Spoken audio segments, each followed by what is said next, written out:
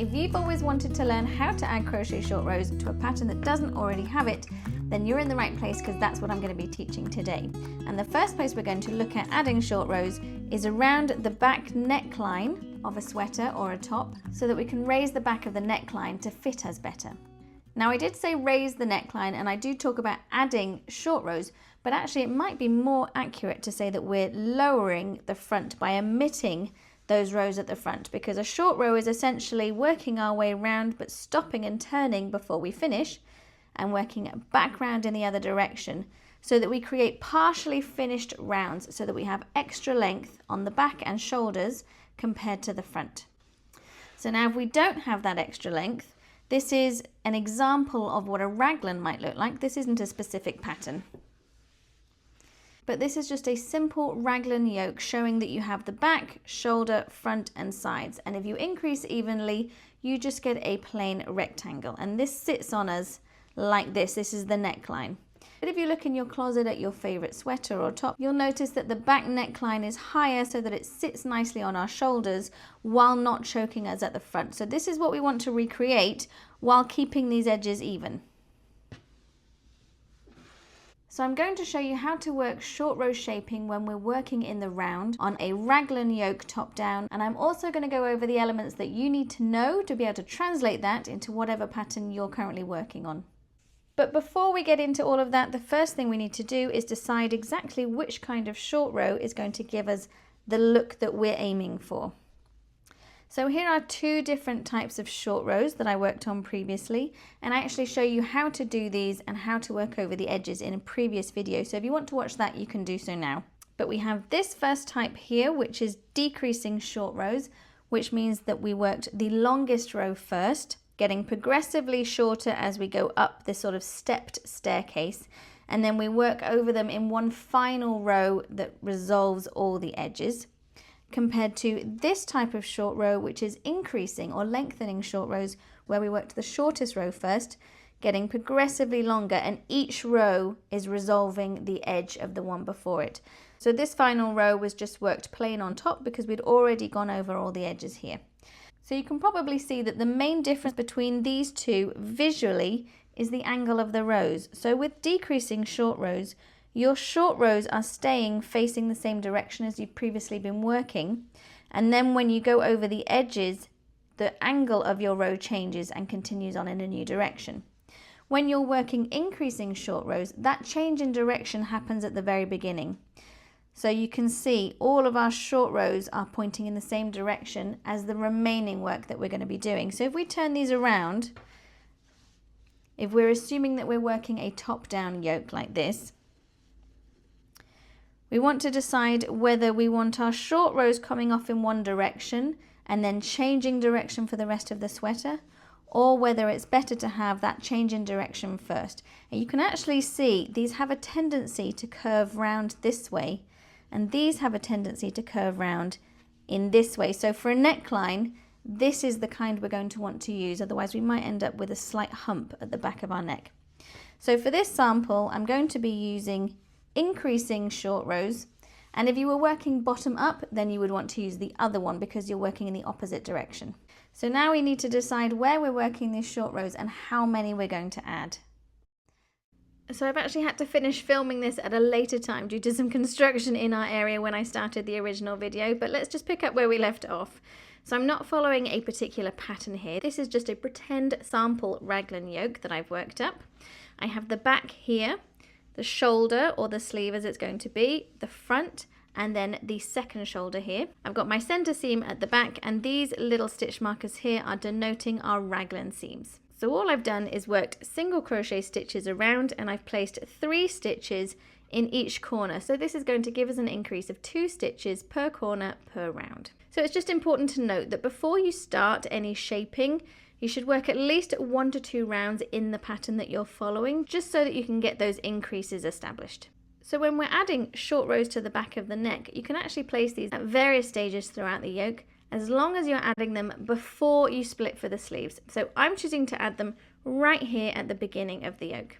And for the placement of our short rows, we want to divide our neckline into thirds. So if your seam is at the center back like this, you're going to work 1/3 around in this direction. and then 1/3 back around in this direction, and we're going to leave the front third unworked. So we don't want to work these rows here over the front of our chest, sort of between our collarbones. We want to work them around the shoulders and the back of the neck only, because that's where we want the additional length to go. So whether we're working increasing or decreasing short rows, it's the longest row that needs to come around to 1/3. So if we're basing ourselves on the normal percentage of stitches split between the front and back and the two shoulders when we're working a raglan, if we worked out one front marker round the back to the other front shoulder marker, that works out to be about 62% of our stitches. But if we're looking to work 2/3 of the way around, that would be about 66% of our stitches. So we're not far off. And I actually go into raglan design and how to calculate this in more detail in my Perfect Fit crochet shaping course. So you can check that out below if you want to learn more about the how behind this. So if you just want to eyeball it for a raglan, what you'd want to do if this was an adult size is work about 1 inch in from each front shoulder marker. And that's where we want to place our longest row. So for how much length we want to add at the back, for most people it's going to be between 1 to 2 inches. And this is actually worked out based on our shoulder slope coming down from our neck. But as this is just a little sample that doesn't really correspond to an actual size, I'm just going to be adding 2 pairs of short rows. So working in pairs, I'm going to come out this direction, stop and turn and work back in this direction to the opposite side, and then back to the center seam or wherever your seam is going to be located. And that's going to be 1 pair of short rows. And then I'm going to do the same again, coming out and past it because I'm going to be working increasing short rows, turning again and going back around the other side, working slightly past it and back around to my seam, and that's going to be my second pair of short rows. And then I'm going to resolve the edges of the short rows with one final round. Now you might be able to see that this means on this side here, where I'm coming over the short rows, I'm going to be working down over the short row edges we've created, but then on this side I'm going to need to work upwards over the short row edges I'm creating. So we'll go over exactly how to do that. So let's just sum up what we need to know to add short rows to a pattern that doesn't already have it. You'll need to calculate how many rows you want to add based on your gauge and make sure that it's an even number so that you can work your short rows in pairs.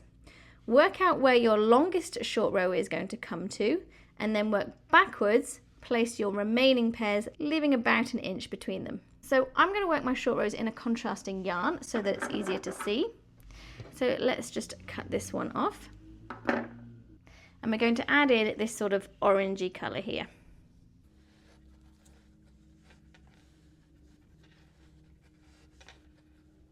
So I've joined my yarn here, I've done a chain 1, and I'm going to single crochet in each stitch until I get to my first corner. Now, one of the most commonly asked questions when working short rows into a raglan is whether the short rows that we're working are added to the pattern or whether they're replacing the rows in the pattern. And unfortunately, the short answer is both. Although we want to adjust the pattern to add some extra length to the back of the neck and to the shoulders, what we don't want is to affect our raglan seams too much. So for me personally, when I'm adding short rows to a pattern, if the short row comes past both of these shoulder markers, then I will do the increases as written in the pattern and use the short rows to replace whatever pattern row I'm working. But if the short row doesn't come past the front one and it only comes part way through on the shoulder, I'm going to add it to the pattern as an additional row. I don't want to mess up the rate of increases between the back and the front, otherwise we're going to start to get sort of wonky raglan seams and we don't want that. So for this first short row pair that I'm not working as far as the front raglan marker.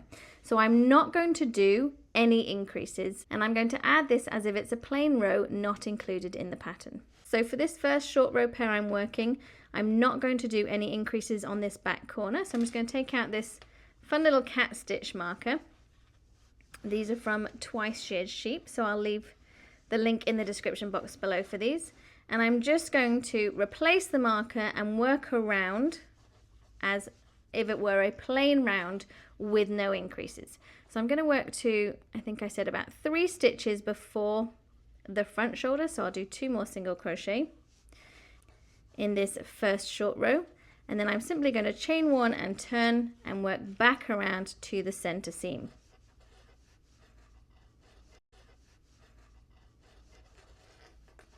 Again, working straight over this raglan increase without increasing. And I'm just going to move the marker up so that we don't lose track of where that raglan seam is. And now, just like our short row edges, I need to step down to begin working out in the opposite direction. So I'm not quite as high as I would be at this edge. I don't need to go over 2 edges, I just need to go over 1 row. So I'm going to do a linked half double crochet to step down this edge. So I'm going to insert my hook in the row edge and pull up a loop, and this replaces the yarn over of a regular half double crochet. And I'm going to work into the next stitch, pull up a loop, yarn over and pull through all 3. Now I'm just going to mark this single crochet here because that was the last stitch of that round. So that's where I want to join the round when I come back around to this side. So I'm going to single crochet out in this direction now. I'm going to work past this raglan marker without making an increase.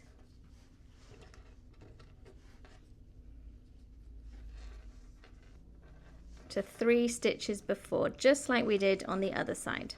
So I stop here, 1, 2, 3 stitches remaining before the marked stitch, chain 1 and turn.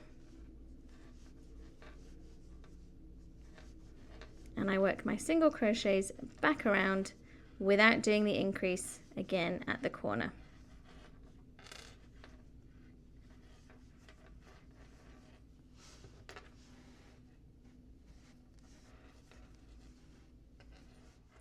And then when I get back to my center seam, this is where I say it's good to have a stitch marker, because this honestly looks like it's kind of at the same level. But this was our linked half double crochet, which is where we stepped down. So we want to do a single crochet in this last stitch of our round, and then slip stitch to that beginning stitch. So this is now the beginning of our next short row pair. So we'll do a single crochet in the first stitch as normal, and then continue working our way around.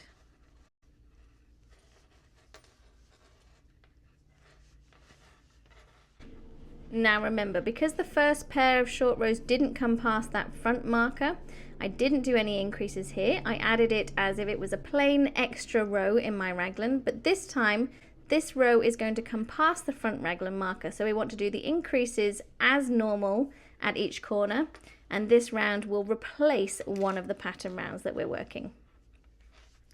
So I'm going to just do my increase in the corner as I was doing previously, replace my marker,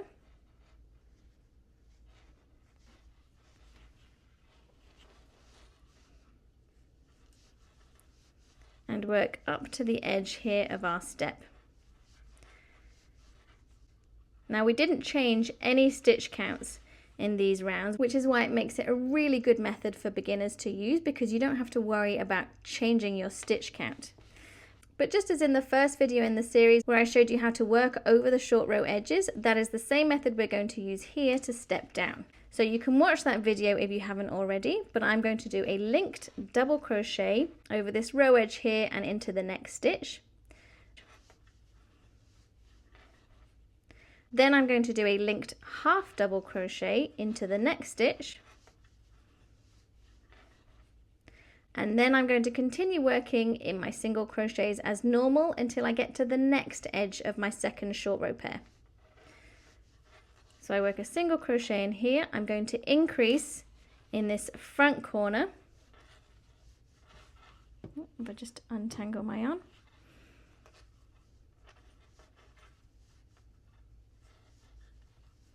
And replace my front raglan marker. And I'm just going to work a couple of stitches past the marker this time. So 1 and 2 here. Now I'm going to chain 1 and turn. Now there's no changing my stitch counts here, which is why this is a really easy method to learn. Coming back to the front raglan marker, I do the increase.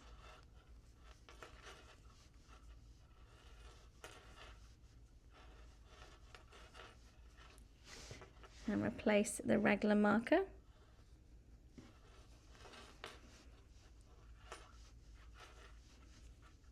I'm going to work back along this shoulder. And as I come back, notice I don't need to change my stitch heights. I'm just working in my single crochet stitch pattern. Working the increase in the back, and I'm working back to the beginning of the round.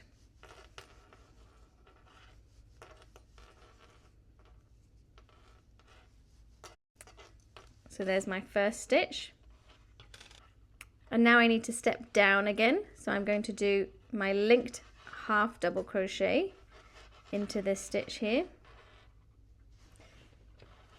and mark the last stitch there so I know where to rejoin.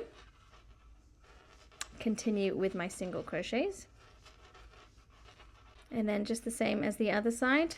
This second short row pair is now coming past the front marker, so I'm going to increase here.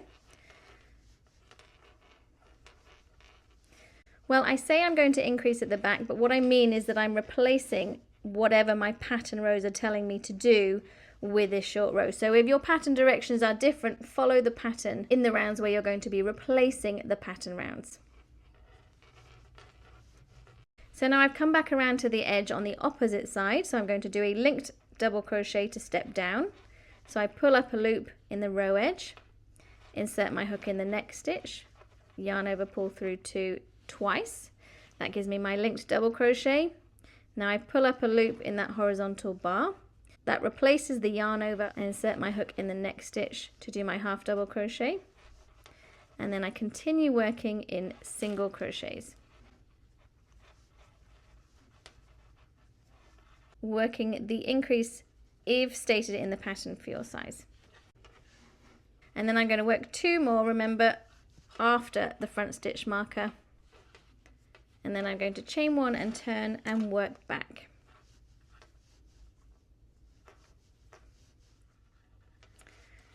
Working back to the beginning of the round, and I'm just going to slip stitch here to join this last short row pair. So now these markers are a little bit jingly, so sorry for all the noise, but here's what we've got so far. You can see where we've worked the short rows and back around again, and then the second short row pair to just past the marker. So this was our longest short row, coming back around and working on this side. So now we need to do one final round that goes over the edges at the front here. And because we're returning to working in rounds, I'm going to return back to my turquoise color.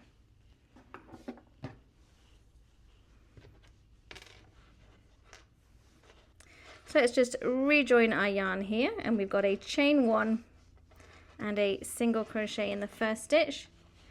And I'm going to work back around as if I were following the pattern. So for me on this, I'm going to increase at each raglan corner, working all the way around as normal until we get to the edge of our short row again. Now for this direction, we can work it as normal because we're just stepping down. So I'm going to insert my hook in the edge, pull up a loop, insert my hook in the next stitch, and work a linked double crochet, pull up a loop in the horizontal bar for my linked half double crochet, and then I'm going to work single crochets as normal across the front of this section, and I'm going to stop 2 stitches before I get to the other short row step. Now I show this in a little bit more detail in the second video in this series where we worked up over the short row steps, but I'm going to be using the same technique here. So I'm going to do a half double crochet in the next stitch because we want to gradually climb this side just the way we gradually decreased on the other side. So I've got a half double crochet. Now I'm going to do a linked double crochet. So pull up a loop, insert my hook in the next stitch. And then I'm going to pull up a loop in this horizontal bar and work a slip stitch to this row edge to join my stitches. I'm going to let this loop sit here on the hook for a second, and I'm going to work a single crochet into the next stitch. And when I pull through the stitch, I'm also going to pull through this loop that was left on the hook. And now I finish the single crochet with a yarn over and pull through 2. So let's just work that again, just in case that went a little bit quickly. So I've got 2 stitches here remaining, and I want to gradually increase the same way we decreased on this side. So I want to work a half double crochet, then a double crochet, and then work into the top of this stitch here with a single crochet. So I'm going to work a half double crochet in the next stitch. I'm going to work a linked double crochet in the next stitch. So yarn over and pull up a loop and then insert my hook into the next stitch. Now I need to link this double crochet to this row edge here. So I'm going to pull up a loop in the horizontal bar and slip stitch to halfway down this row edge here. Now I'm going to leave this loop on the hook while I do my single crochet into this stitch. So I'm going to insert my hook and pull up a loop, and then I'm going to pull that loop through the extra loop that's on our hook. Now I'm going to complete my single crochet. And now I can continue working in my single crochets around. And you can see I've gradually climbed on this side, just the same way we gradually decreased on the other side. And I'm going to work all the way back around to the back center seam so we can see what it looks like.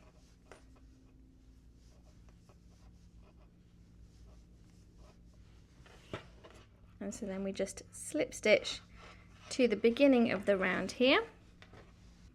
So here is our new and improved raglan neckline. So we've got our short row pairs that we can clearly see in orange here that don't come past the front, but we've got a beautiful seamless finish here and a really nice neat row edge so that when we continue working around, we're not going to have any weird jogs. And of course, obviously, it's probably not going to be in a different color when you do yours, so it will be even more invisible. And we've got the additional length that we wanted to add to the back of the neck and not the front.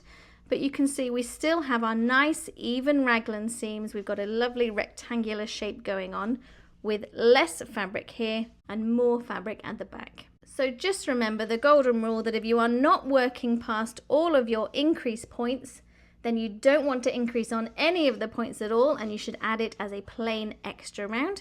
But if you are working past the increase points, then increase as it is written in the pattern and replace the pattern round with the short row. So let's just take a quick look at what that looks like if we fold it over. So you can see we've got a nice lowered front neckline here, so it's not going to choke us, it's going to sit so much more comfortably. We've got the back of the neck coming up a little bit higher, and the front and the back are the same width, so we haven't changed the angle of our raglan seams here. So this was our mini masterclass on how to add short row shaping to the back of a raglan neckline. Don't forget to catch the next video in the series where we're going to go over how to add short rows over the bust area. So thanks for watching, and I'll see you next time.